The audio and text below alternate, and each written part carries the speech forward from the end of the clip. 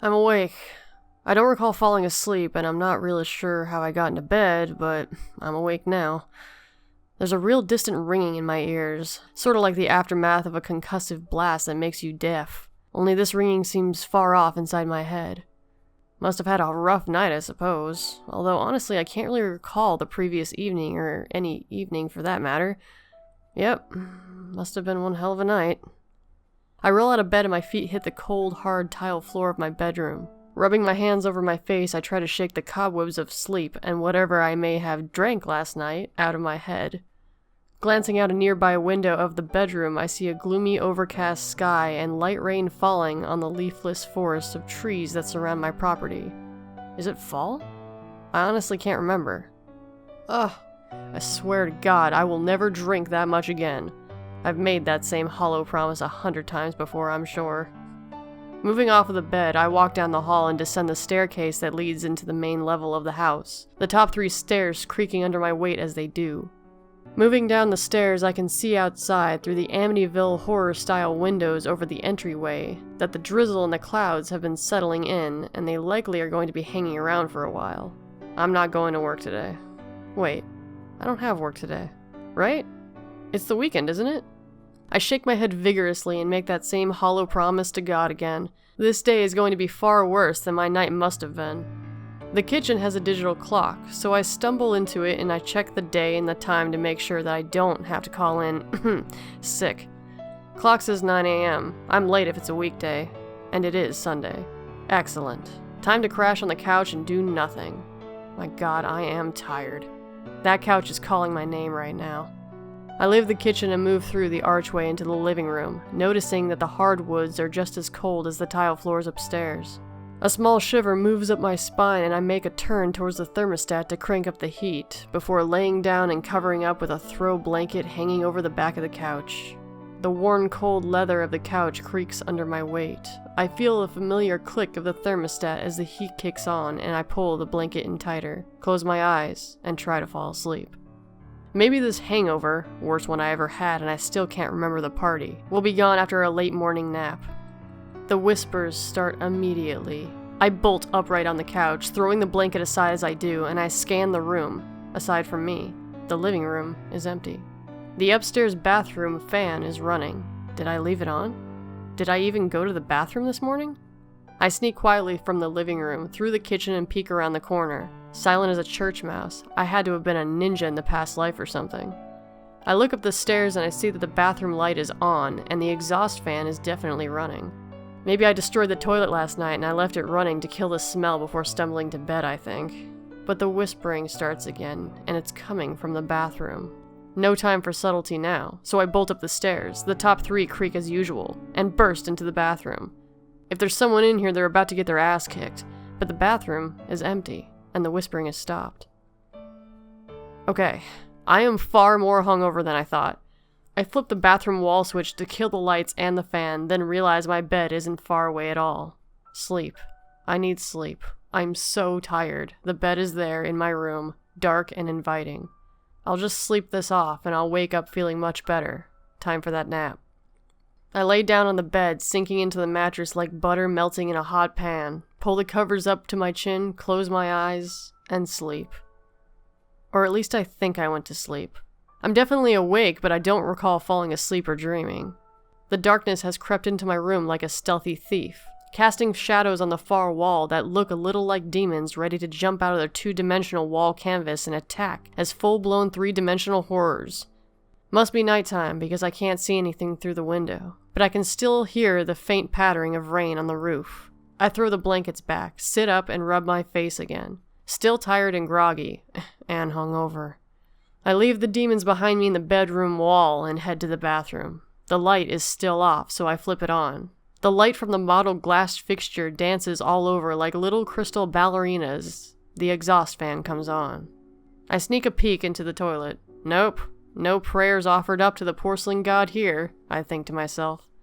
As I turn to the mirror and face myself and dreading the sight I will behold in this rough state, sounds from downstairs freeze me in my tracks. It is the unmistakable sound of silverware on plates. Someone is eating dinner in my house. The top 3 stairs creak once again as I fly down to the first floor, burst into the kitchen, throwing the door wide as I enter, and head towards the dinner table by the bay window.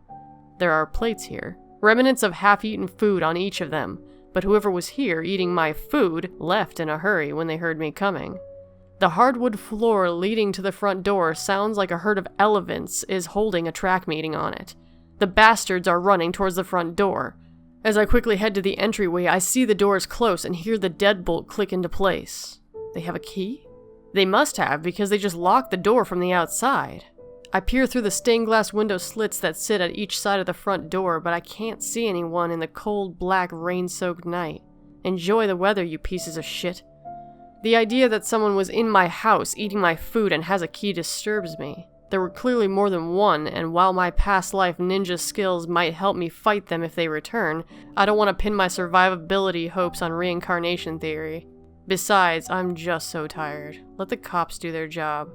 I grab the phone off the wall and dial 911. Nothing. I hang up and try again. Still nothing. There's no dial tone. Did they cut the lines? Bastards. Now I'm pissed. They were in my house eating my food and now they cut the phone lines?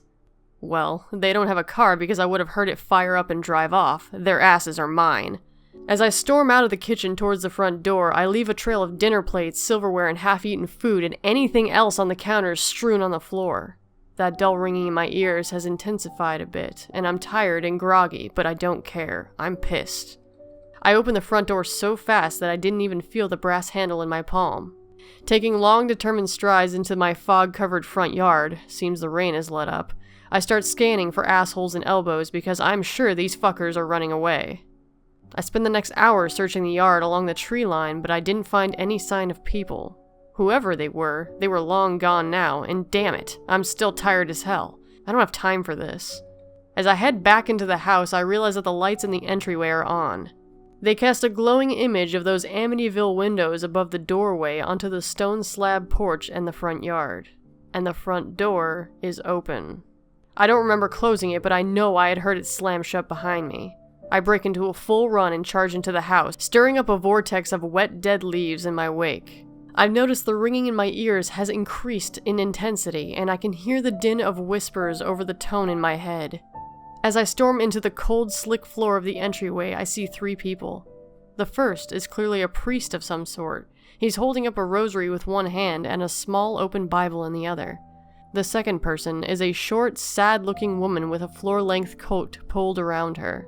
Its fur-lined trim and collar cinched closed with those little wooden pegs. The third person is my daughter. I almost forgot I have a daughter. How could I forget her? She's beautiful, standing there in front of me. I have a tremendous sense of loss and realize that I miss her so much, but couldn't figure out why. Didn't I just see her the other day? Well, didn't I? Images of a beach, the warm, salty air on the windy day flashed through my mind. My little girl is there and we're flying a kite.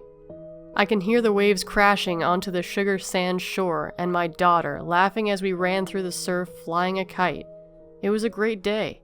She was so young and beautiful and full of life. She's crying now, mouth covered by her hands as she scans the area of the entryway we are all standing in. She looks at me quickly and then her gaze moves on, searching. But for what? The sad little woman with the fur-trimmed coat, however, looks right at me. She has a grim look on her face and she pats the priest on the shoulder and shakes her head. The priest stops waving that stupid rosary around, goes silent, then moves to hold my daughter as if to console her. "He's here," says the short woman. My daughter lets out a sob and the ringing in my ears gets loud. He's confused and angry. He doesn't understand yet.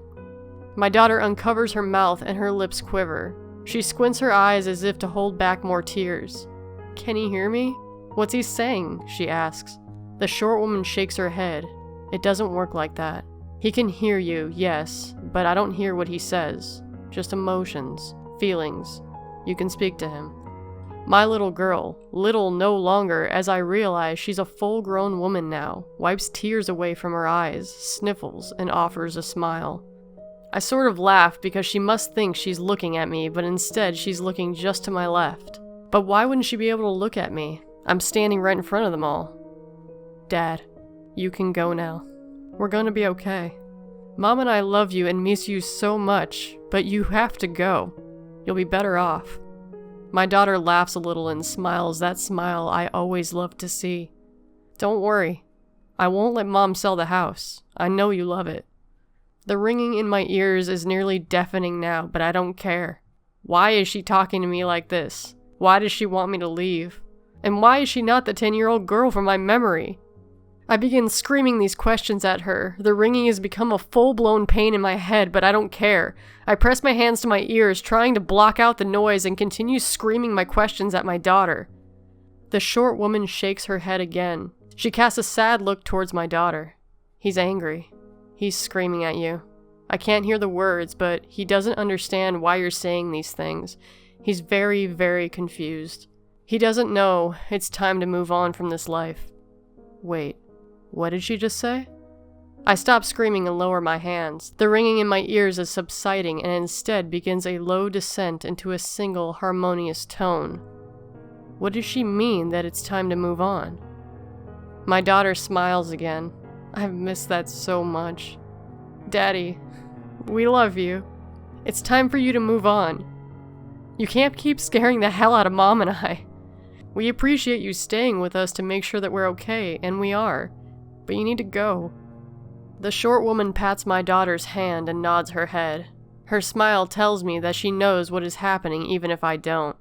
I move closer to the light, its beams of white falling over me like long, loving arms pulling me into its embrace. The tunnel entrance is so close now that I stop and turn to look at my daughter one last time. I mouth the words, "I love you," knowing that no sound will come from my lips. The short woman whispers to my daughter. She sobs briefly and says, "I love you too, Daddy." I step into the tunnel and let the light take me. The tunnel isn't very long and the light near the end begins to shift. I can smell warm, salty air and I hear the crash of waves on the sugar sand shore. My little girl giggles.